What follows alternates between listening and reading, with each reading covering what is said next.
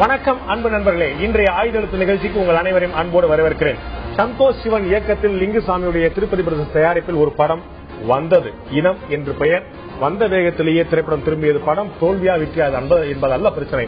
படத்துக்கு கிளம்பிய எதிர்ப்பு, படத்திற்கு அவர்கள் அந்த திரைப்பட தயாரிப்பு நிறுவனத்தின் சார்பில் எவ்வளவு பப்ளிசிட்டி கொடுத்தார்களோ, எவ்வளவு விளம்பரம் கொடுத்தார்களோ, அதை விட அதிகமான விளம்பரம் ஊடகங்களால், போராட்டங்களால் எழுந்தது இந்த படத்தை பற்றிய சர்ச்சையால். இந்த படம் சர்ச்சையில் கடைசியாக பேச்சுவார்த்தை நடத்தி சில காட்சிகளை நீக்கி பல்வேறு சமரச முயற்சிகளை எடுத்து இயக்குநர்களுக்கு காட்டி எல்லாவிதமான பகிரத பிரயத்தனங்கள் முடித்த பிறகு அந்த படத்துடைய தயாரிப்பாளர் விநியோகஸ்தரான திருப்பதி பிரதேச திரு லிங்குசாமி அவர்கள் தமிழர்களுடைய உணர்வுகளுக்கு மதிப்பளிக்கும் வகையில் எவ்வளவு கோடிகள் இழப்பு ஏற்பட்டாலும் பரவாயில்லை, என்னுடைய படத்தை திரும்ப பெறுகிறேன் என்று சொல்லி தமிழகம் முழுவதும் திரையிடப்பட்டிருந்த அந்த படத்தை திரும்ப பெற்றிருக்கிறார். இன்று இனம் திரைப்படம் சரியான திசையில் தான் சென்றதா அல்லது நம்மை திசை திருப்பியதா என்பதை உங்களாலோ என்னாலோ யாராலும் சாமானியர்களால் முடிவு செய்ய முடியாது. ஏனெனில் அப்படி ஒரு படம் திரையில் இன்று இல்லை. திருட்டு விசிறியில் கிடைக்கிறதோ இல்லையோ தெரியாது. இப்படி ஒரு மிக முக்கியமான காலகட்டத்தை, மிக முக்கியமான வரலாற்று சம்பவத்தை, மிக முக்கியமான போர்க்காலத்தை படம் பிடிக்கிற போது சில சமயங்களில் நிச்சயமாக தவறும் ஒரு பக்க ஆதரவாக இருப்பது போன்ற விமர்சனம் எழுவது நிச்சயமாக இயற்கை. அப்படி சமயங்களில் திரையுலகத்தினர் கவனமாக செயல்பட வேண்டுமா அல்லது கருத்து சுதந்திரத்துக்கு வழிவிடும் வகையில் அனைத்து படங்களும் அனுமதித்துவிட்டு மக்களுடைய முடிவுக்கு இதெல்லாம் விட்டுவிட வேண்டுமா? இதை பற்றி தான் இன்றைய ஆயுதெழுத்து நிகழ்ச்சி நான் விவாதிக்க இருக்கிறோம். அரசியல் ஆக்கப்படுகிறதா இனம் திரைப்படம் என்பதுதான் இன்றைய ஆயுதெழுத்து நிகழ்ச்சிக்கான அடிப்படை நாதம். இந்த நிகழ்ச்சி நம்முடைய திரை விமர்சகர் திரு சுபகுணராஜன் அவர்களுடன் முன்னிருந்திருக்கார். அதேபோல நடிகரும் இயக்குநருமான திரு எஸ் வி சேகர் அவர்கள் முன்னிருந்திருக்கிறார். அதேபோல திரைப்பட இயக்குநர் சங்கத்தைச் சேர்ந்த பொருளாளர் திரு வி சேகர் அவர்கள் இணைந்திருக்கிறார். இவர்கள் மட்டுமல்லாமல் மறுமலர்ச்சி திராவிட முன்னேற்ற கழகத்தைச் சேர்ந்த திரு அந்தரிதாஸ் அவர்கள் நம்மோடு இணைந்திருக்கிறார். உங்கள் 4 பேரும் இந்த நிகழ்ச்சிக்கு வரவேற்க நண்பர்களே. நான் முதல்ல அந்தரிதாஸ் வந்து ஆரம்பிக்க நினைக்கிறேன். இந்த படத்துக்கான கடுமையான எதிர்ப்பை காட்டிக் கொண்டிருக்கக்கூடியது உங்களுடைய கட்சியும் கூட.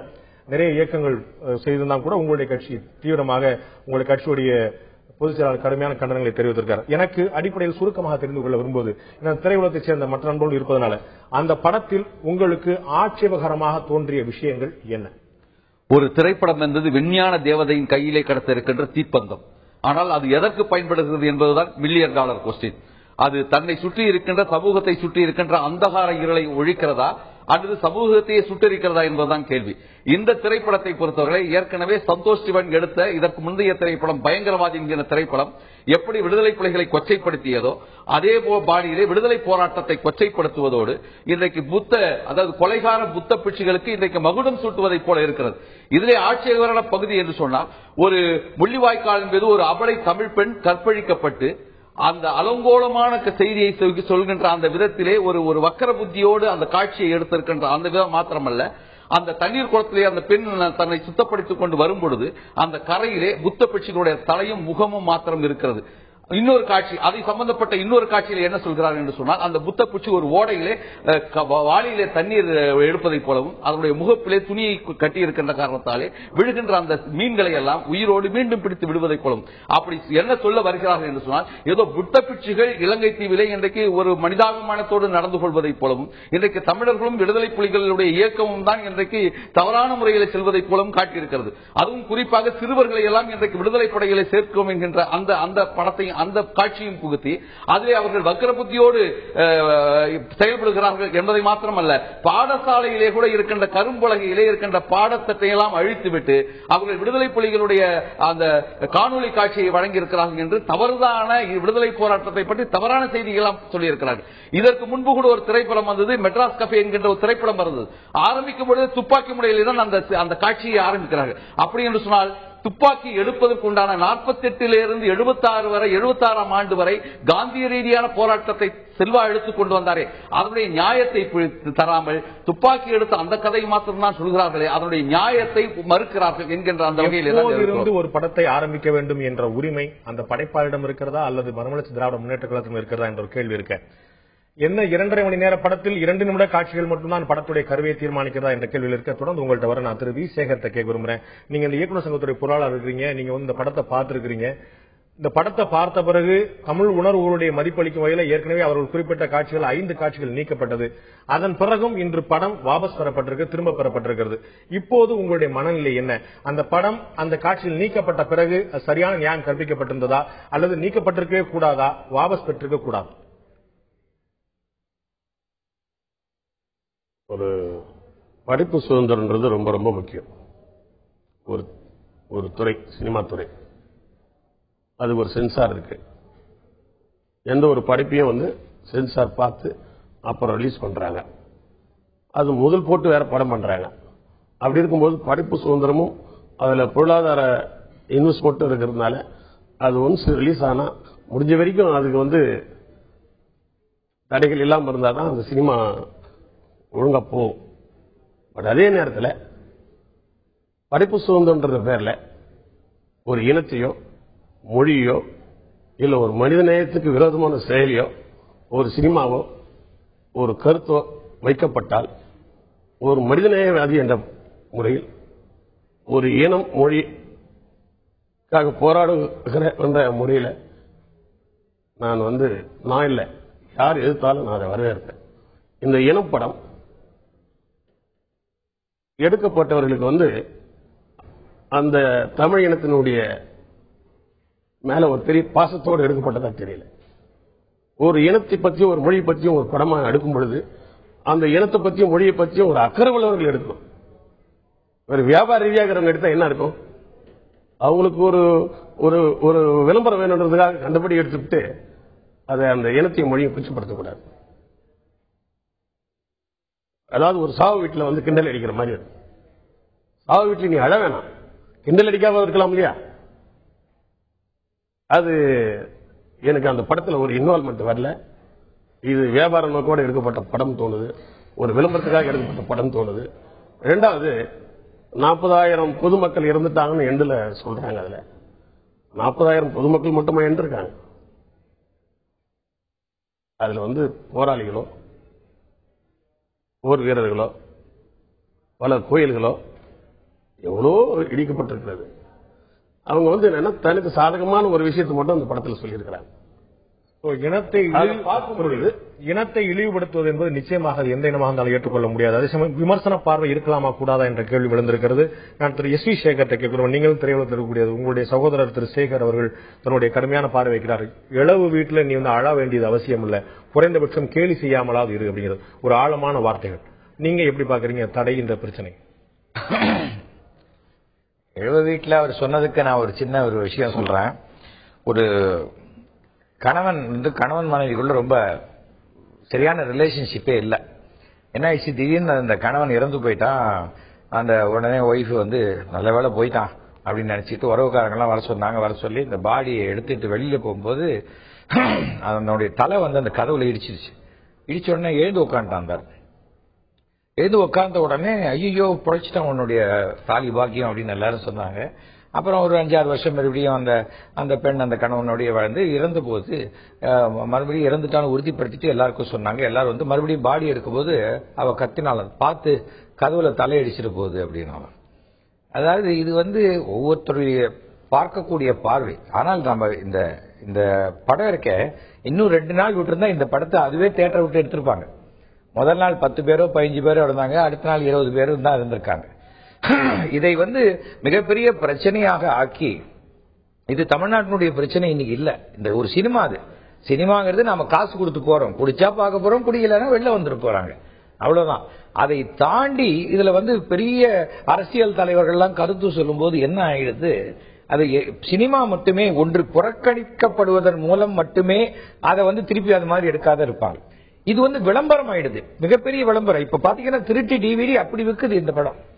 அதை பார்க்கணுமே, அதை பார்க்க. ஏன்னா எது தடை செய்யப்படுதோ அதை பார்க்கணுங்கிற ஒரு மனோபாவம் விடுகிறது. சார் சொன்ன பல கருத்துக்களை நான் ஒத்துக்கிறேன். ஒரு இனத்தையோ ஒரு மொழியையோ குறிப்பிட்ட ஒரு சமூகத்தினரையோ யாருமே கேலி பண்ண முடியாது. அதுக்குதான் ஒரு சென்சார் வச்சிருக்காங்க. ஆனால் அந்த சென்சார் எல்லாம் தாண்டி இன்னொரு சென்சார் அப்படின்னு வரும்பொழுது அந்த படைப்பு சுதந்திரம் என்பது பாதிக்கப்படுகிறது. இது அடிப்படையான ஒரு விஷயம். இப்போ இந்த படத்துக்கு உதாரணத்துக்கே சொல்றேன். இந்த படத்துல இது பிடிக்கல அப்படின்னு சொன்னா இதை எதிர்க்கிறவங்க எல்லாம் சேர்ந்து ஆளுக்கு கொஞ்சம் பணம் போட்டு அவர்கள் கருத்துக்கு ஒரு படம் எடுத்துட்டு போலாமே. ரொம்ப சிம்பிளான ஒரு விஷயம். ஒரு படத்துல ஹீரோ நல்லவனா இருப்பான், இன்னொரு படத்துல ஹீரோ கெட்டவனா இருப்பான். பார்க்க வருவேன், நீ இப்படித்தான் இருக்கணும்னு அவன் எப்படி சொல்ல முடியும்? நீங்க பணக்காரரா இருக்கிறீங்க, என்னை ஓங்கி ஓங்கி அடிக்கிறீங்க, நான் ஏழையா இருக்கிறேன், என்னால அடிக்க முடியலன்னு அழறேன், நீயும் பணக்காரனாயி கோடி சொன்னாய், அப்புறமா நான் அடிச்சுக்கணும் சொல்லுவீங்க.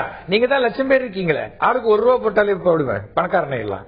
அவன் ஒரே ஒரு ஆள் தான், நீங்க 1,00,000 பேர் இருக்கீங்கல்ல. 1,00,000 பேர் இல்ல அப்படின்னு சொல்ல வரீங்க? இருக்கீங்க. இருக்குங்க அந்த விருப்பம். ஆளாளுக்கு படம் தயாரிக்கிறது சுலபமான காரியமா இல்லைங்க. கருத்துக்கு ஒரு கருத்து தான். நீங்க ஒரு நியூஸ் பேப்பர்ல ஒரு மேட்டர் கொடுக்குறீங்க, அதுக்கு இன்னொருத்தர் மறுப்பு கொடுக்குறாங்க, அவ்வளவுதான். அதுக்காக நான் நியூஸ் பேப்பர் ஆரம்பின்னு சொல்லல. இது அடிப்படையான ஒரு விஷயம். அது சொல்லப்பட்ட கருத்து. ஒரு இப்ப சொன்னாங்க புத்த பிட்சு அந்த மீனை திருப்பி விடுறதுனால அது காட்டிருக்காங்க. புத்த பிட்சுக்கள்ல சில பேர் கடுமையான. இப்போ ஒரு கோவில்ல ஒரு ஐயரு கூட ஏதோ அசிங்கம் பண்ணினாட்டு அரெஸ்ட் பண்ணி உள்ள வச்சாங்க காஞ்சிபுரத்துல. அதனால எல்லா கோயில் இருக்கிற எல்லா அர்ச்சகரும் அசிங்கம் முடிச்சவங்களா கிடையாது. நாம் தனிப்பட்ட நபரை பார்க்காம நாம திருப்பி அந்த புத்த பிட்சு இனத்தையே நாம எதுக்காக சொல்லணும்? அது அவசியம் இல்லை நான் சொல்றேன். திரு சுபவனராஜன், உங்களுடைய பார்வை நிறைய படங்கள் தடையை தாண்டி வந்துகிட்டே இருக்குது. தடை வருது, விமர்சனம் வருது, கட் பண்ணப்படுது, அப்புறம் சில ஆடியோ கட் பண்ணப்படுது. விஸ்வரூபமோ கடலோ நவீன சரஸ்வதியோ படங்களுடைய வரிசையை அதிகரிச்சுட்டே போலாம். அந்த வரிசையில இன்னொரு படம் பாக்குறதா, அல்லது மற்ற படங்களுக்கெல்லாம் 1000 காரணங்கள் இருந்தாலும் இது ஒரு இனத்தின் மீதான ஒரு தாக்குதல், விமர்சனம், கேலி செய்வது என்பதால் இதை ஏற்றுக்கொள்ள முடியாது நினைக்கிறீங்க? அடிப்படையில் நான் மொழி உணர்வாளன் தான், ஈழத்தமிழர் அழகாளன் தான், எல்லாம் இருந்தாலும் கருத்து சுதந்திரம்ன்றது எல்லாத்தையும் விட முக்கியம்ன்றது நான் நம்புறேன். அதோட ஒரு திரைப்படம் தடை செய்யப்படணும்னு சொல்ற அடிப்படையான நடவடிக்கையை எப்பயுமே நான் ஏற்றுக்கொள்றதில்லை. நானுனாக்க எல்லா விதமான படைப்பாளிகளுக்கு ஒரு சுதந்திரம் இருக்கணும். அந்த சுதந்திரத்தை அந்த படைப்பாளி எப்படி செயல்படுத்துறாங்கன்றது ரொம்ப ரொம்ப முக்கியமான காரியம்ன்றதை நம்ம உறுதியாக எடுத்துக்கிறோம். ஆனா அதே நேரத்துக்கு வர்ற படங்கள் எல்லாம் நம்ம தடை செய்யணும்னு சொல்லிக்கிட்டே இருக்கிறதன் மூலமா நம்ம என்னன்னாக்க நம்ம ஒரு தமிழ் சமூகமே இது மாதிரி விமர்சனங்களை ஏத்துக்கிறாத ஒரு சமூகம்ன்ற மாதிரியான ஒரு பார்வையை நம்ம பொது உலகுக்கு கொடுக்கிறோம். சகிப்புத்தன்மை அற்ற சமூகமாக நம்ம காட்டிக்கிற வேண்டியதில்லை. ஒண்ணு. ரெண்டாவது முக்கியமான விஷயம், இந்த படம் எவ்வளவு மோசமான விஷயங்களை சித்தரித்திருந்தாலும், அதாவது எப்பயுமே என்னை பொறுத்தவரை ஒரு நடுநிலைமைன்னு ஒண்ணு எப்பயுமே கிடையாது. ஏதாவது எந்த படைப்பாளிக்கும் ஒரு சார்பு நிலை இருக்கும். சார்பு நிலையில இருந்து நீங்க ஒரு சாராருக்காக ஒரு படத்தை எடுக்கிறது கூட தப்பு கிடையாது. ஏன்னா அது உங்களுடைய சுதந்திரம் சார்ந்தது. பக்கத்தை நீங்க சொல்லுங்க, எங்க பக்கத்தை சொல்லுங்க. எதிர்சக்க அதாவது ஈழத்தமிழர் பிரச்சனையை பற்றி சிங்களர்கள் எடுத்த படமே இதை விட பெட்டரான படங்களா நான் பார்த்திருக்கேன். இந்த படத்தை விட இன்னும் நேர்மையான, இன்னும் ஒரு விமர்சன பூர்வமான படத்தை நான் நிச்சயமா பார்த்திருக்கேன். இந்த படம் அடிப்படையில் எனக்கு இந்த படத்துல பற்றிய ஒரே ஒரு ஆட்சேபம் என்னன்னு கேட்டீங்கன்னா, இது வெளிவந்திருக்கிற நேரமும் காலமும் ரொம்ப முக்கியமான கருத்துல கொள்ள வேண்டிய நேரமாக. எந்த நேரத்தில் இந்த படம் திரையிடப்பட்டிருக்கிறது என்பது முக்கியமான விஷயம். அது கூட விமர்சனத்துக்கு உள்ளாக வேண்டிய விஷயம் தான், கவனிக்கப்பட வேண்டிய விஷயம் கூட என்று பார்வை இருக்கிறது. இன்று தமிழ் திரையுலகத்துக்கு எதிராக கொந்தளித்துக் கொண்டிருக்கக்கூடிய தமிழ் இன உணர்வாளர்கள் பாரதி கண்ணம்மா என்ற ஒரு படம் வந்தபோது தென் மாவட்டங்களில் இன்று வரை திரடப்பட முடியாத நிலைமைதான் இருந்து கொண்டிருக்கிறது. 2 ஜாதிகளை அடிப்படையாக கொண்ட படம். அந்த ஜாதியை சேர்ந்த 2 காதலிக்கும் போது ஒரே சிதையில் 2 பேரும் எரிவதாக வரக்கூடிய படம் இன்று வரை தென் மாவட்டத்தில் திரையிடப்பட முடியவில்லை. அப்போது இந்த இன உணர்வாளர்கள் எங்கே போனார்கள்? நான் மதிமுகவை சேர்ந்த திரு அந்திரிதாஸ் கேட்கிறோம். நம்ம இடைவெளிக்கு முன்னாடி நம்ம 4 பக்கம் கருத்துக்களை பார்த்தோம். உங்களுடைய கருத்துக்கள் இருந்த வேதனை புரிஞ்சது. திரு வி சேகர் அவருடைய விமர்சனங்களை வைத்தார். என்னுடைய கேள்வி, இடைவெளிக்கு முன்னால் கேட்டது போல, பாரதி கண்ணம்மா என்ற ஒரு படம் வந்தது. ஒரு சாதாரணமான படம், காதல் கதை. 2 ஜாதி, ஒரு மேல் ஜாதி கீழ் ஜாதி என்று சொல்லக்கூடிய விமர்சன பார்வை வைக்கக்கூடிய அவர்களா எடுத்துக்கொண்ட ஒரு அர்த்தம் வைக்கப்பட்ட படம். ஜாதி வேறுபாடை களைய வேண்டும் என்ற அர்த்தத்தில் எடுக்கப்பட்ட ஒரு படம். இது மாதிரி நிறைய படங்கள் வந்திருக்கு. இன்னைக்கு வரைக்கும் அந்த படத்தை தென் மாவட்டங்கள்ல யாரும் பார்த்ததே கிடையாது. அப்ப எங்க போச்சு நம்முடைய உணர்வு? அதாவது இந்த நாட்டில் மதத்தின் பெயரால், ஜாதியின் பெயரால் உருண்ட மண்டை ஓடுகளை விட இன்றைக்கு வேறு விதமாக சண்டைகளிலே அதிகமாக உருண்டோடி இருக்கிறது. அதாவது பாரதி கண்ணம்மாவை பொறுத்தவரை ஒரு சமூக விழிப்புணர்வுள்ள படம். அதாவது ஜாதி மத வேற்றுமை இருக்கக்கூடாது என்பதற்காக பண்ண படம். அருமையான படம். அது எல்லோரும் பார்க்க வேண்டும். அப்படிப்பட்ட சமுதாயம் உருவாக வேண்டும் என்று நாங்கள் நினைக்கிறோம். அந்த படம் தடை செய்யப்பட்ட போது எத்தனை பேர் கொந்தளித்து எழுந்தோம்? இல்ல, அந்த தடை செய்யப்பட்ட பொழுது நாங்கள் எங்களுடைய கண்டனத்தை தெரிவித்தோம். அது நான் என்ன சொல்றேன்னா, இப்போ இந்த படத்திற்காக தடையை பற்றி, கருத்து சுதந்திரத்தை பற்றி குணராஜன் அவர்கள் பேசினார்கள். நான் இதற்கு முன்னாடி சென்சார் போர்டு சொன்னாங்க. இதற்கு முன்னாடி தேன் கூடு ஆணிவேர் ஒரு படம் இருக்குது. அதுக்கப்புறம் காற்றுக்கென்ன வேலி, குற்றப்பத்திரிகை, இந்த படங்கள் எல்லாம் சென்சார் போர்டுனால தடை செய்யப்பட்டது. காரணம், ஈழ பின்னணியை கொண்டு இருக்கின்ற ஒரே காரணத்திற்காக இந்த படங்கள் எல்லாம் தடை செய்யப்பட்டது. பாரதி கண்ணம்மா வரும்பொழுது நிச்சயமாக இப்படிப்பட்ட படங்கள் வந்தால்தான் சமுதாய வேற்றுமை இல்லாத ஒரு சமுதாயம் இருக்கும். காரணம், இங்கே விழுகின்ற விதைக்கும் எழுந்து நிற்கின்ற அந்த செடிக்கும் சம்பந்தம் இல்லாமல் இருக்கிறது. சென்சார் போர்டு சரியாக செயல்பட்டதா இல்லையா என்பதை பேசுவோம். என்னுடைய கேள்வி, நாம் கொந்தளிக்கக்கூடிய நாம் இலங்கையில் நடந்த இனப்படுகொலைக்கு எதிராக கொந்தளித்துக் கொண்டிருக்கூடிய நாம் நம்மூர்ல நடக்கக்கூடிய ஒரு விஷயத்தை ஒரு சாதாரண ஒரு திரைப்படமா சொல்லும்போது எந்தவித பாரபட்சம் இல்லாம ஒரு காதலா மட்டுமே பதிவு செய்த போது நாம் என்ன செய்தோம்? இல்ல, அது வர வேண்டும் என்று நாங்கள் விரும்பினோம், அதை வரவேற்றோம், அதை பார்க்க வேண்டும் என்று சொன்னோம். அது செய்தி வரவழ உங்களுக்கு தெரியாம கூட இருந்திருக்கலாம். நிச்சயமாக பாரதி கண்ணம்மா போன்ற படங்கள் நிச்சயமாக வரவேற்பை பெற வேண்டும், சமுதாயத்தில் இப்படிப்பட்ட விழிப்புணர்வு வர வேண்டும் என்று சொல்கிறோம். அதுக்காக இனம் எதற்காக நாங்கள் இதை சொல்கிறோம் என்று சொன்னால், இந்த படத்திலே குறை காண்பது எங்களுடைய கொள்கை அல்ல, பிழை காண்பது எங்களுடைய பிழைப்பு இல்ல. ஆனால் அதிலே ஒரு திரும்பிவாதம், வெறும் கொச்சைப்படுத்துகின்ற வகையிலேயே மாத்திரம் அந்த விடுதலை போராட்டம் எடுத்து போயிருக்கிறார்கள். ஆகவே அவர்களுக்கு சாதகமான ஒரு சிங்கள அரசினுடைய பின்னணியோடு இந்திய சர்க்காருடைய ஆதரவோடு இந்த திரைப்படம் திரையிடப்படுகிறது என்கின்ற எண்ணம் ஏறக்குரிய அந்த இன உணர்வாளர்கள் மத்தியிலே இன்றைக்கு இருக்கிறது.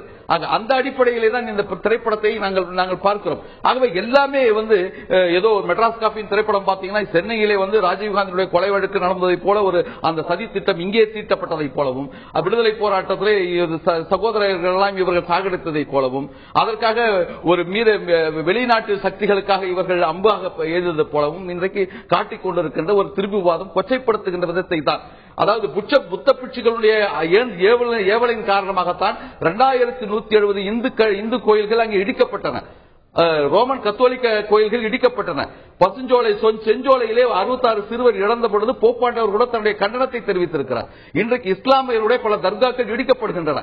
ஆகவே ஒரு கருத்தை சொன்னார், அதாவது ஒருத்தர் 2 பேர் அப்படி இருக்காங்க அப்படிங்கறதுக்காக புத்த பிக்குகள் அத்தனை பேருமே தவறான முடிவு வந்துட முடியாது. இல்ல, இங்கே நடந்த இனப்படுகளுடைய பின்னணியை ஏறக்குறைய புத்த பிட்சிகளுடைய அந்த வெறித்தனத்தால் நடந்தது என்பதற்கு ஏராளமான செய்திகள் இருக்கின்றன.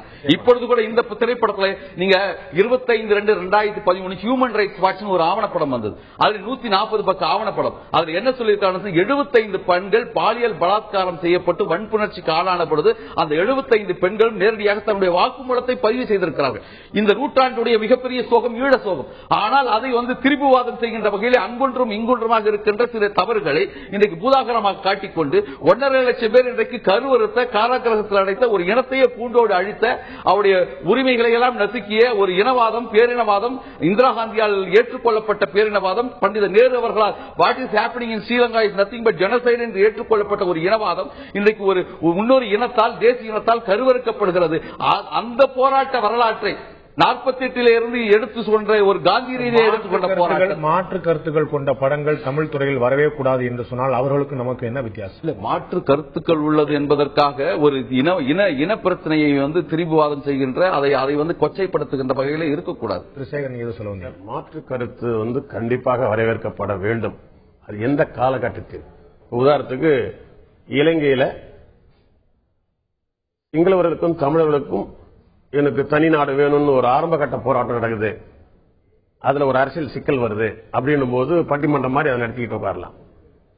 ஆனா 40 ஆண்டு காலம் தமிழர்கள் போராடி அவங்க திட்டமிட்டு ஒரு இனப்படுகொலை செய்து அவருடைய நாட்டை அபகரிச்சு தமிழர்களுடைய வாடுற இடத்துக்கெல்லாம் சிங்களவர்களை குடியமர்த்தி இடங்களையும் அபகரிச்சுக்கிட்டு லைப்ரரி, உலகிலேயே மிகப்பெரிய உயர்ந்த லைப்ரரி யாழ்ப்பாணத்தில் இருந்ததை கொளுத்தி அட்டகாசம் பண்ணி அவனுடைய சிந்தனையை மழுங்கடிச்சிட்டு, நீங்க சொல்றது நிச்சயமா எல்லாமே நடந்த விஷயம். அதெல்லாம் இலங்கை போல் நடந்தது. நான் கேட்கறது இனம் திரைப்படம் இல்ல.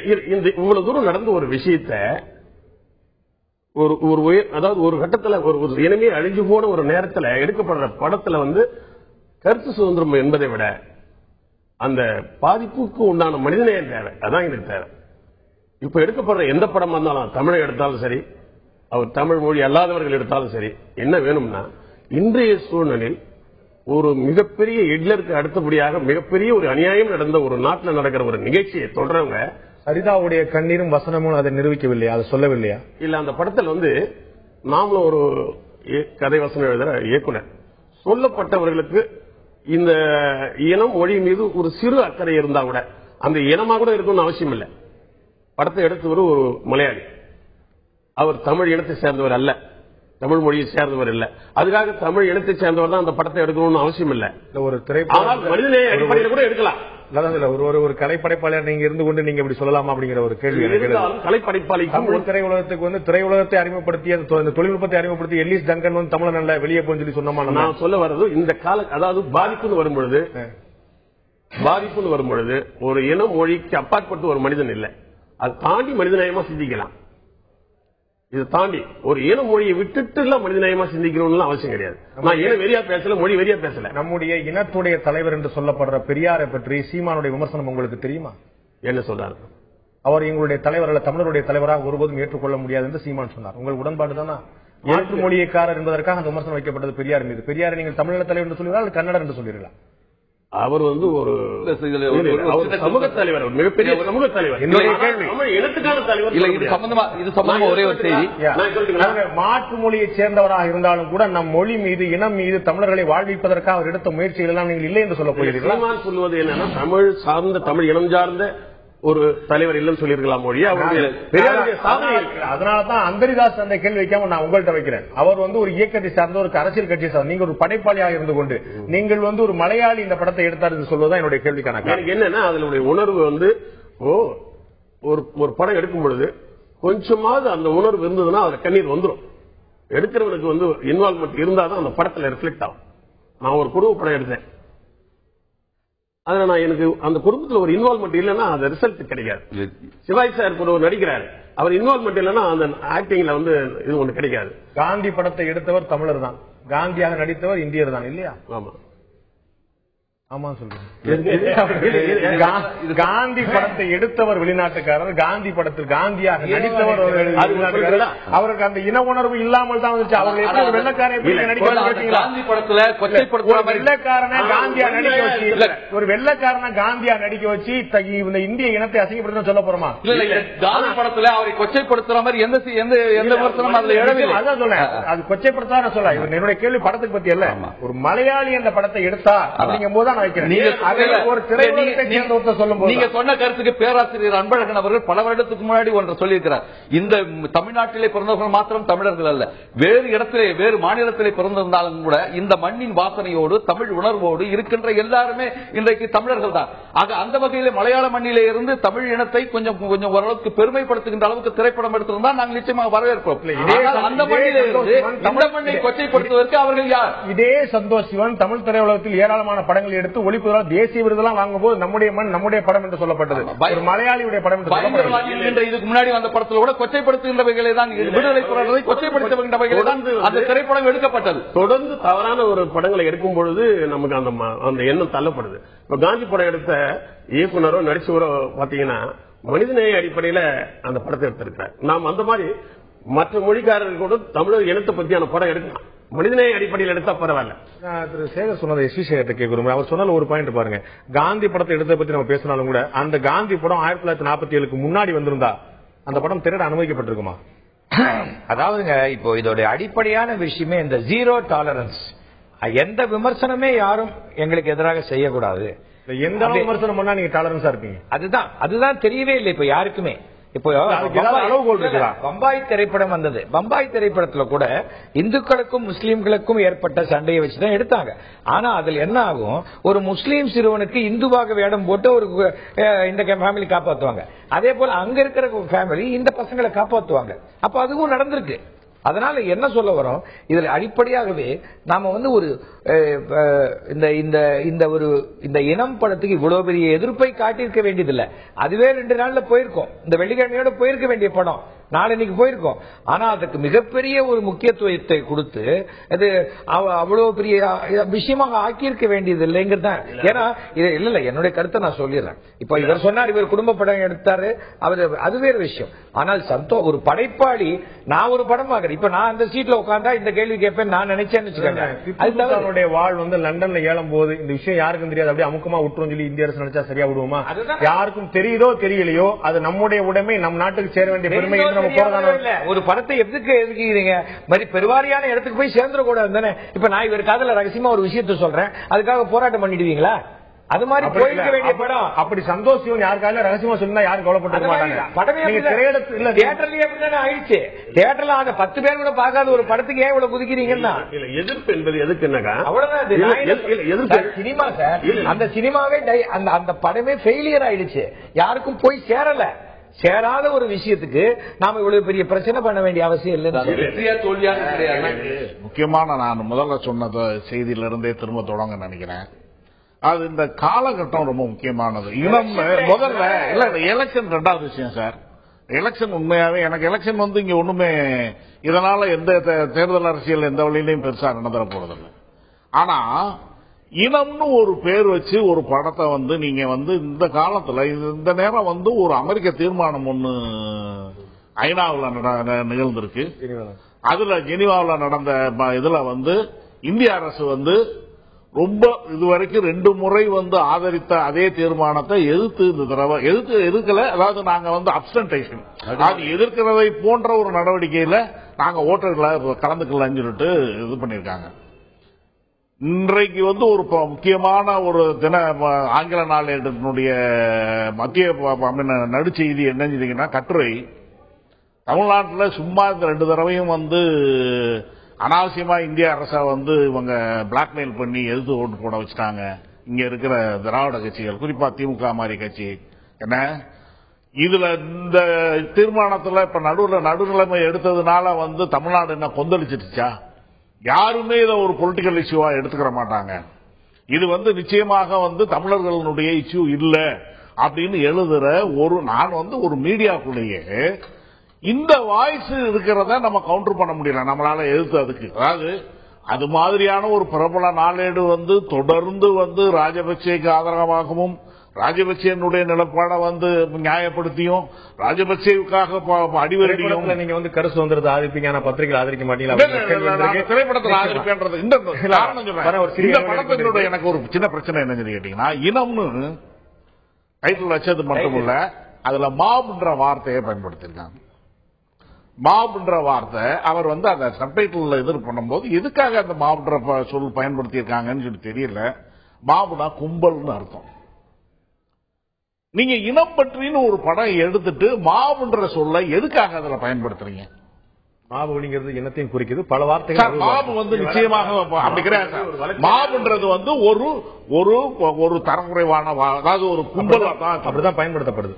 அது மாபு வந்து நிச்சயமா ஒரு நாளும் வந்து ஒரு இனத்தை குறிக்கிற ஒரு அடையாளம் கிடையாது.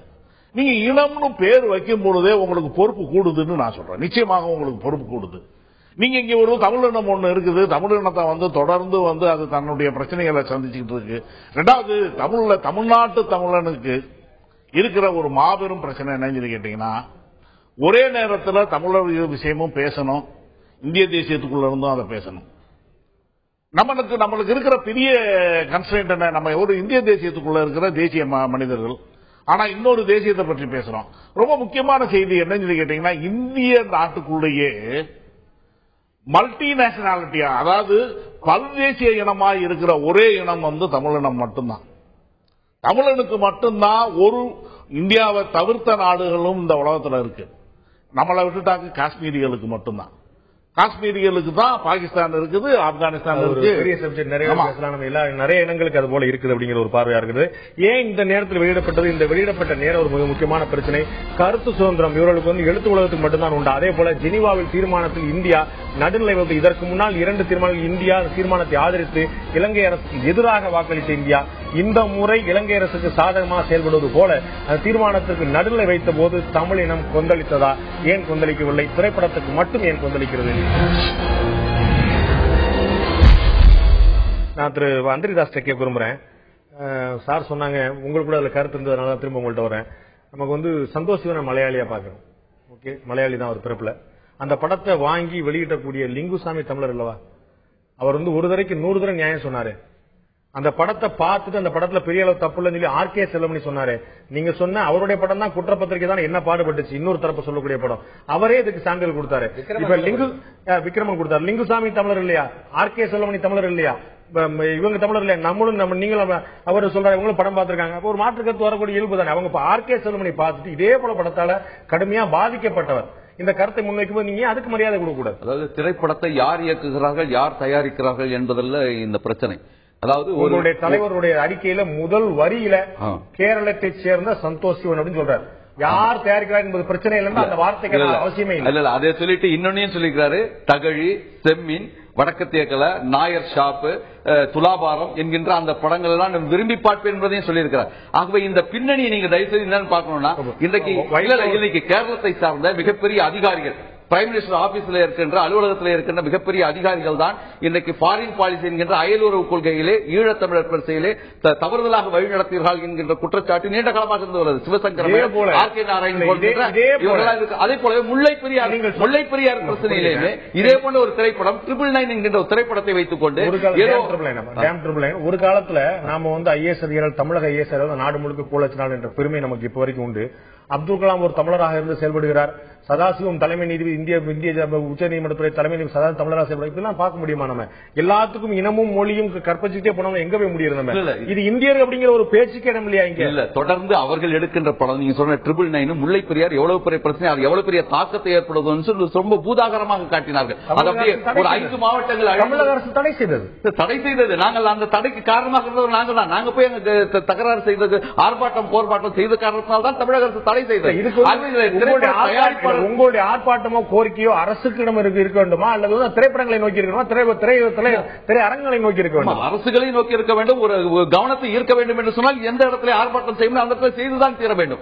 ஆகவே இது மலையாளி எடுத்தாரா, கர்நாடகக்காரர் எடுத்தாரா என்கிறதல்ல பிரச்சனை. தமிழ்நாட்டில் இருக்கின்ற தயாரிப்பாளர்கள் இருக்கிறார்களா, பாதிக்கப்படுகிறார்கள் என்பதல்ல பிரச்சனை. ஒரு இனத்தினுடைய பிரச்சனை. அதாவது இந்த நூற்றாண்டுடைய மிகப்பெரிய சோகம் ஈழ சோகம். ஆனால் எப்பொழுதெல்லாம் இந்த ஈழ சோகம் வருகிறதோ அப்பொழுதெல்லாம் காங்கிரஸ் கட்சி ஆட்சியில் இருந்திருக்கிறது. அவர்கள் என்ன செய்ய கள்ள மௌனம் சாதித்திருக்கிறார்கள். திமுக இங்கே மௌன சாட்சியாக இருந்திருக்கிறது. நீங்க சொன்னீங்க 3 தீர்மானங்கள். முதல் தீர்மானத்தை நீர்த்து போக வைத்தது. இரண்டாவது தீர்மானம் அப்படின்னு சொன்னா இங்கே தமிழ்நாட்டிலே இன்றைக்கு மாணவர்கள் எழுச்சியை பார்த்தபோது வேறு வழி இல்லாமல் அந்த தீர்மானத்தை ஆதரவு செய்தார்கள். ஆனால் கடந்த தீர்மானம் இப்பொழுது அவர்களுக்கு சாதகமாக இருப்பதை போல வெளிநடப்பு செய்திருக்கிறார்கள். ஆகவே எங்களை பொறுத்தவரை இதை இன்னொரு விவாதமா போய்கொண்டே இருக்கும். இருந்தாலும் இடைவெளிக்கு முன்னால கேட்டனால உங்கள்கிட்ட நான் கேட்கிறேன், அந்த தீர்மானத்துல இந்தியா நடுநிலை வகிச்சிருச்சு. இன்னும் சொல்ல போனா அதோடைய 10வது பத்தியில் இருக்கக்கூடிய இலங்கைக்கு ஆதரவான ஒரு பாரால இலங்கைக்கு ஆதரவாக, அதாவது ஹை கமிஷனர் நேரடியாக விசாரணை நடத்தக்கூடாது என்று சொல்லக்கூடிய இந்தியா இலங்கைக்கு ஆதரவாக ஓட்டளிச்சது. எத்தனை பேர் கொந்தளித்தீர்கள்? மறுமலர்ச்சி திராவிட முன்னேற்ற கழகம் என்ன செய்தது? அறிக்கை வெளியிட்டீர்கள். இந்திய அரசுடைய பச்சை துரோகம், தமிழ் துரோகம், ஓகே அறிக்கை. இங்க நீங்க பெரியார் திராவிட கழகத்திலிருந்து ஒவ்வொரு இயக்கம், நாம் தமிழர் இயக்கம், மும்பையில இருந்து ஒவ்வொரு இயக்கமும் இங்க ஆர்ப்பாட்டம் பண்றீங்க இந்த பிரச்சனைக்கு எதிராக. ஆனால் எந்த இனப்படுகொலை நடந்ததாக வேறு சொல்ல அரசு செய்யக்கூடிய விஷயத்தை கண்டுகொள்ளாமல் விட்டுவிட்டு அல்லது ஓரளவு மட்டும் கோபத்தை காட்டிவிட்டு ஒரு தனி மனிதன் செய்த விஷயத்துக்கு இவ்வளவு பெரிய ஆர்ப்பரிப்பு இல்ல. யார் ஆர்ப்பாட்டம் நடத்தினார்கள், யார் போராட்டம் நடத்தினார்கள் என்பதற்கு கேள்வி. எங்களை பொறுத்தவரை 20 ஆண்டு காலமாக ஈழப் பிரச்சனையிலே எங்களுக்கு சாதகம் இருக்கிறது, பாதகம் இருக்கிறது. அதற்காக நாங்கள் இழந்ததை போல, நாங்கள் போராடியதை போல யாரும் போராடவில்லை. எங்களுடைய எதிர்ப்புகளை தொடர்ந்து நாங்கள் பதிவு செய்து வந்துகிறோம். அதற்கு ஆதரவில்லை என்பதற்காக இந்த போராட்டம் நியாயமற்றது, இந்த திரைப்படம் நியாயமானது என்று யாரும் சொல்ல முடியாது. அந்த அடிப்படையில் தான் நாம் யாருமே இங்க இந்த படத்துக்கு சான்றிதழ் கொடுப்பதற்காக வர நல்லதும் சொல்வதற்கில்லை, பொருளும் சொல்வதற்கில்லை. என்னுடைய பார்வை ஒரு விமர்சன பார்வையோடு ஒரு படம் வரும்போது அதை அனுமதி குற்றப்பத்திரிகை படத்துக்கு ஏன் தடை செய்யப்பட்டது நாம் தான் கேள்வி எடுக்கணும். அதே போன்ற கேள்விதான் இந்த படத்துக்கு வரும். குற்றப்பத்திரிகையை அனுமதி, ஆனால் இனத்தை அனுமதிக்காது. எப்படி சொல்ல முடியும் நம்மளால? கருத்து சுதந்திரம் என்கின்ற பெயரிலே, சகிப்புத்தன்மை என்கின்ற பெயரில் எல்லாவற்றையும் அனுமதித்துக் கொண்டிருக்க முடியாது. சல்மான் ருஷ்டி அவர்கள் சாட்டானிக் வர்சஸ் என்கின்ற ஒரு புத்தகத்தை எழுதிய பொழுது இன்றைக்கு உலகம் முழுவதும் இருக்கின்ற இஸ்லாமியர் கொதித்து எழுந்தார்கள். அப்பொழுது கருத்து சுதந்திரத்தை பற்றி யாரும் பேசாமல் இருக்க முடியாது. கருத்து சுதந்திரம் சம்பந்தப்பட்ட, சகிப்புத்தன்மை சம்பந்தப்பட்ட 2 சட்டப்பிரிவுகள் இருந்தாலும் கூட ஒன்றுக்கொன்று அது முரணாக இருக்கிறது. 153 என்ன சொல்கிறது என்று சொன்னால், மதத்தின் பெயரால் ஒரு பிரச்சனை வரக்கூடாது என்று சொல்கிறது. அதே போலவே ஒரு இனத்தின் பெயராலும் இதை போன்ற குழப்பங்கள் வரக்கூடாது என்கின்ற அந்த அளவில் தான் பார்க்கப்பட வேண்டும். ஒரு திரைப்படம் ஒரு கமர்ஷியல் ரீதியாக இருக்க வேண்டும், அதை எடுத்தவர்கள் தமிழர்களும் இருக்கிறார்கள் என்பதற்காக எல்லாவற்றையும் சகித்துக் கொண்டு போயிருந்தால் இனத்தினுடைய பார்வை இன்றைக்கு மற்றவர்களுக்கு தெரியாமல் போய்விடும். என்ன நடந்தது என்பது தெரியாமல் போய்விடும். இதையெல்லாம் பார்ப்பதற்காகத்தான் நமக்கு சென்சார் போர்டு அப்படின்னு ஒன்று இருக்குது. ஒன்றல்ல 2 இருக்கிறது. 2 மூலமையும் நீதிமன்றம் செல்ல முடியும். அப்ப அவர்கள் ஒரு படத்துக்கு தவறான சான்றிதழ் கொடுப்பார்களே, ஆனால் ஏற்றுக்கொள்ள முடியாத சான்றிதழ் கொடுப்பார்கள், நாம எல்லாம் மேல்முறையீடு போலாமே. சென்சார் போர்டு நம்ம புறக்கணித்து விட்டு மதிக்காம விட்டு நான் முடிவு பண்றேன் இந்த படத்தை பார்க்கணுமா வேண்டாமான்னு, இந்த படம் என்னுடைய இனத்துக்கு அவமானம், நான் முடிவு பண்றேன், அதை நான் கொந்தளித்திட வேண்டியதுதான். இல்ல, சென்சார் போர்டு ஒரு குறிப்பிட்ட தமிழ் இனத்துக்கு மொழிக்காக வைக்கப்பட்டது அல்ல. பொதுவாக ஒரு இந்திய லெவல்ல ஒரு இந்திய அரசியலமைப்புக்கு கட்டுப்பட்டு ஒரு எல்லா மாநிலத்துக்கும் பொதுவான ஒரு தன்மையில அது பண்ணப்பட்டிருக்கிறது. இப்ப சென்சார் பல வகையில அதை நம்பிதான் நம்ம படம் எடுக்கிறோம். அவங்க தப்பான படங்களை அனுமதிக்கிறது இல்லை. ஆனா ஒரு சில காலகட்டங்கள்ல எல்லா துறையிலும் அரசியல் நுழையிற ஒரு காலகட்டத்தில் இப்போ இருக்கிற பாருங்க.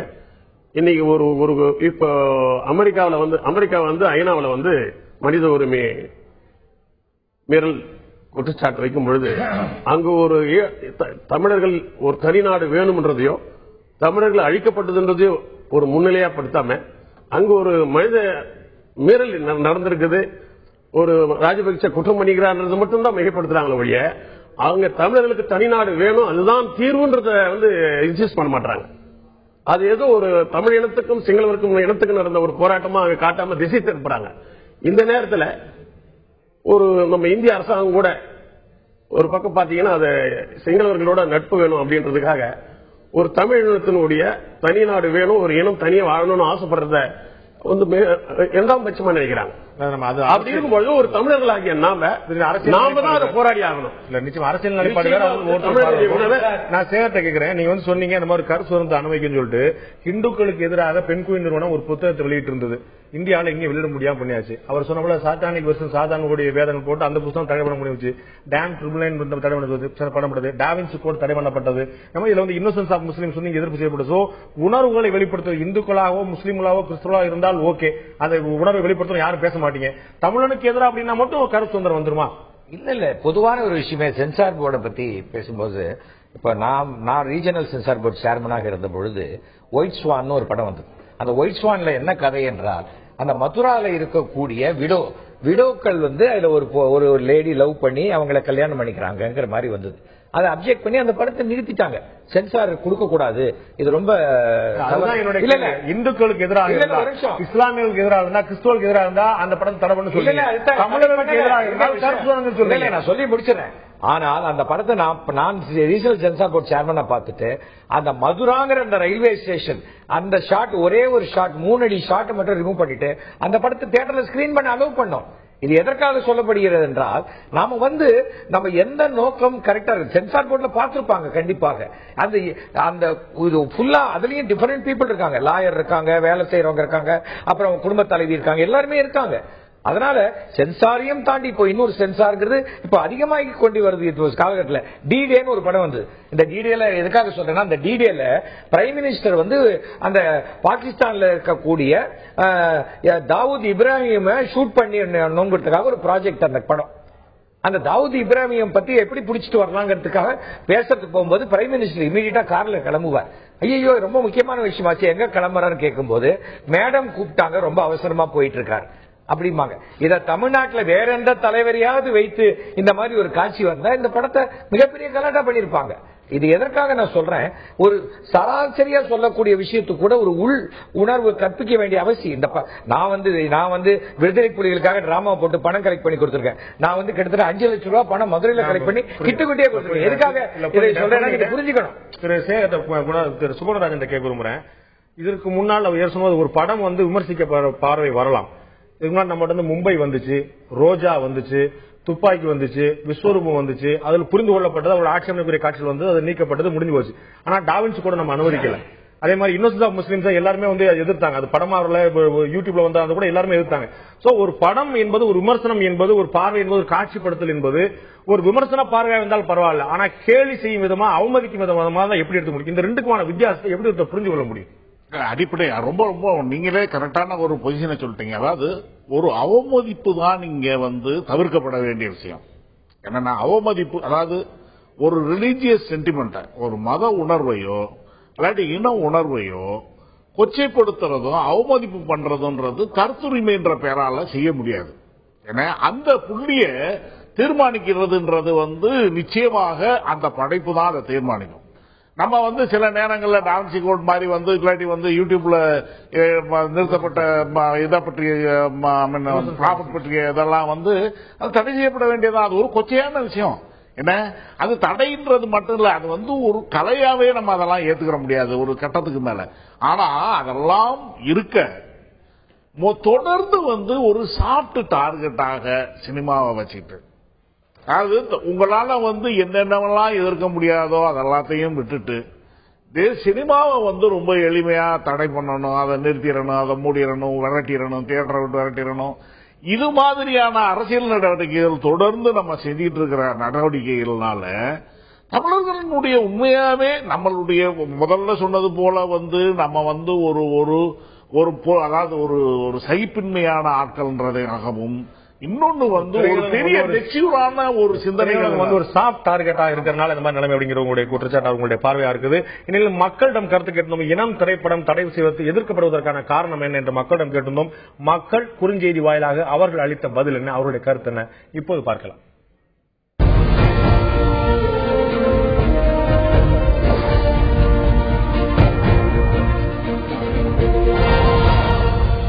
இனம் திரைப்படம் எதிர்க்கப்பட என்ன காரணம்? தமிழர் நலன்தான் காரணம் என்று 48% மக்களும், தேர்தல் அரசியல் தான் காரணம் என்று 33% மக்களும், சம்பிரதாயமான எதிர்ப்பு தான் வெறுமனை எதிர்ப்பு தான் என்று 19% மக்கள் தெரிவித்திருக்கிறார்கள். சம்பிரதாயம் என்று 19%, தேர்தல் அரசியல் என்று 33%, தமிழர் நலன் தான் காரணம் என்று 48%. திரைப்பட இயக்குநர் சங்கத்தை சேர்ந்த பொருளாளர் திரு வி சேகர் கேட்டு முடிக்க விரும்புகிறேன். மக்களுடைய பார்வை பற்றி உங்களுடைய கருத்து என்னவா இருக்கு? இறுதியாக சுருக்கமாக. மக்கள் பார்வை எனக்கு என்னமோ சரியான பார்வை அதான் தோணுது. நியூட்ரலா இருக்கு, ரெண்டு பக்கம். ஆமா, அவங்க வந்து இதுல வந்து அரசியல் கிடையாது. அவங்களுக்கு ஒரு மனசு மட்டும் ஃப்ரீயா விட்டு பாக்குறாங்க. அவங்க பார்வை தான் சரியான பார்வை. இப்ப கூட நான் வந்து பாத்தீங்கன்னா வரப்படங்களை வந்து சென்சார் ஆகி வரப்படங்களை உடனே தடை பண்ணணுன்ற அந்த டெண்டன்சி வளர்ந்துடக்கூடாதுன்னு தான் நினைக்கிறோம். ஆனால் எக்ஸாம்ஸ்லா ஒரு இனம் மொழிக்கு ஏற்பட்டிருக்கிற சூழ்நிலை, இந்த சூழ்நிலையில இப்படிப்பட்ட படங்கள் வர்றது வந்து மேலும் அது வந்து தவறான வழிக்கு கொண்டு போயிடும்ன்றதுனால தான் நாம இதை எதிர்ப்பதற்கான காரணம் இருக்கிறது. இனத்தின் மீதான விமர்சனங்கள் நிச்சயமாக வரவேற்க வேண்டிய விஷயம் தான். அப்படி நாம் இனத்தின் மீதான விமர்சனங்களை தடுத்தோமானால் அவர்களுக்கு நமக்கு எந்த வித்தியாசம் இருக்க முடியாது. அதே சமயம் இனத்தை இழிவுபடுத்தக்கூடிய காரியத்தை எதிர்க்காமல் இருப்பது நிச்சயமாக ஒரு இனமாகவே இருக்க முடியாது. அது ஈனமாக மாறிடக்கூடிய அபாயம் இருக்கிறது. நிச்சயமாக நம்முடைய எதிர்ப்புகளை பதிவு செய்துதான் ஆக வேண்டும். ஆனாலும் கூட இந்த மக்களுடைய கருத்தை நாம் வெளிப்படுத்தியது போல இந்த இனத்தின் மீதான எதிர்ப்பையும் ஆதரவையும் நம் இனத்திடமே விட்டுவிட வேண்டும் என்பதுதான் எல்லோருக்குமான ஒரு காரணமாக, எல்லோருக்குமான ஒரு அர்த்தமாக இருக்க முடியும். இந்த நிகழ்ச்சியில் கலந்து கொண்டு கருத்து திரு சுகுமாரராஜன் அவர்கள், திரு எஸ் சி சேகர் அவர்கள், திரு வி சேகர் அவர்கள், திரு அந்தரிதாஸ் அவர்கள் 4 பேருக்கும் நன்றி. பார்த்த உங்களுக்கும் நன்றி நண்பர்களே. மீண்டும் இன்னொரு நிகழ்ச்சி சந்திப்போம். அதுவரை நன்றி, வணக்கம்.